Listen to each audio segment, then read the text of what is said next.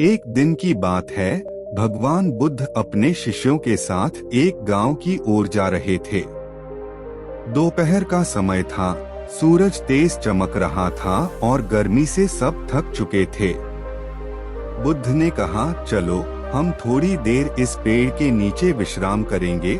सब शिष्य बैठ गए और कुछ समय बाद बुद्ध ने उनसे कहा, मुझे प्यास लगी है, क्या कोई मेरे लिए पानी ला सकता है? पास ही एक छोटा तालाब था। आनंद, जो बुद्ध के सबसे प्रिय शिष्य थे, तुरंत पानी लाने के लिए गए। लेकिन जब वे वहां पहुंचे, उन्होंने देखा कि कुछ बैलगाड़ियां उसी तालाब में से गुजरी थीं और पानी पूरी तरह गंदा हो गया था, कीचड़ और पत्तों से भरा हुआ।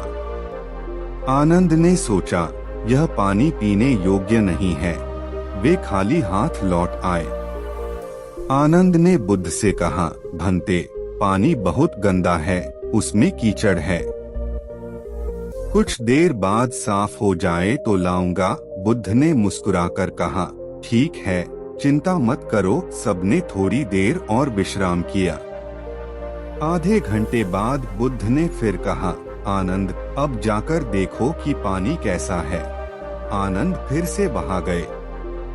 इस बार भी पानी थोड़ा गंदा था, पर पहले से बेहतर लग रहा था। उन्होंने सोचा, अभी भी यह पीने योग्य नहीं है, और वे लौट आए। बुद्ध ने फिर मुस्कुराते हुए कहा, कोई बात नहीं, बैठो। समय को अपना काम करने दो। सब शांत बैठ गए। धीरे धीरे हवा चलने लगी और तालाब का पानी स्थिर हो गया। कीचड़ नीचे बैठ गया और ऊपर का पानी बिल्कुल साफ दिखने लगा।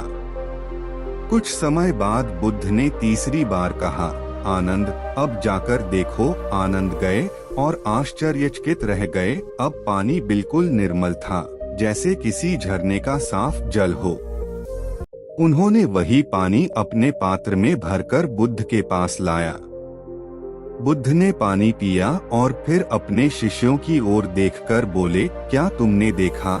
यह पानी अपने आप साफ हो गया।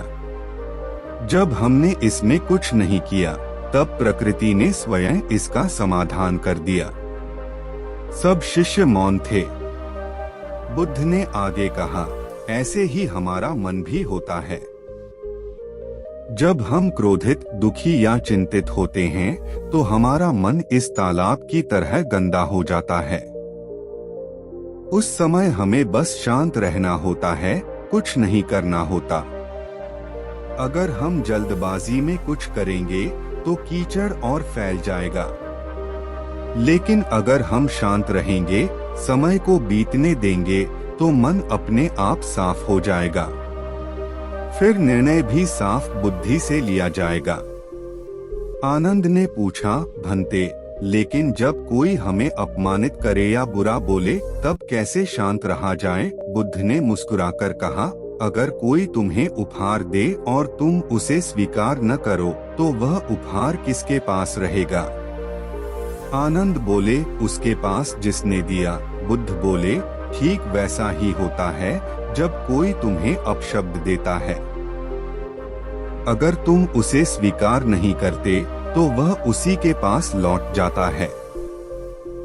इसलिए जब कोई गुस्सा करे, अपमान दे या परिस्थिति कठिन हो, तो बस अपने भीतर देखो और शांत रहो।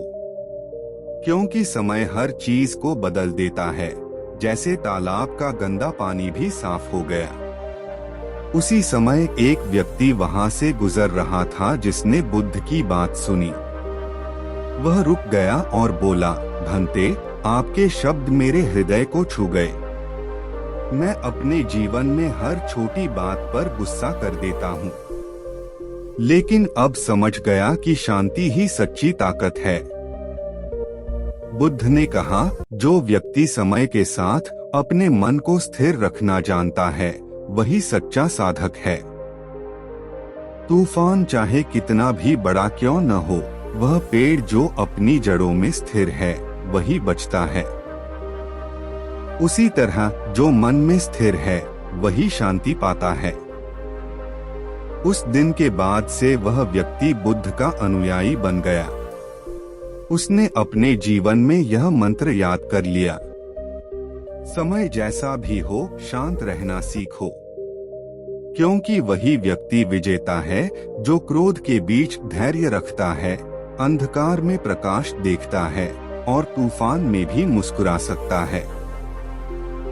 यही बुद्ध का संदेश है, शांति ही जीवन की सबसे बड़ी शक्ति है। तो दोस्तों, आपको यह कहानी कैसी लगी? आप इससे क्या सीखा, नीचे कमेंट बॉक्स में हमें बताएं और अपने दोस्तों से इसे अवश्य शेयर करें ताकि अधिक लोग सभी कहानियां सुन सकें। और हाँ, मेरे चैनल को सब्सक्राइब जरूर करें। मिलते हैं अगली कहानी में, तब तक के लिए अपना ख्याल रखिएगा। धन्यवाद। नमो बुद्धाय।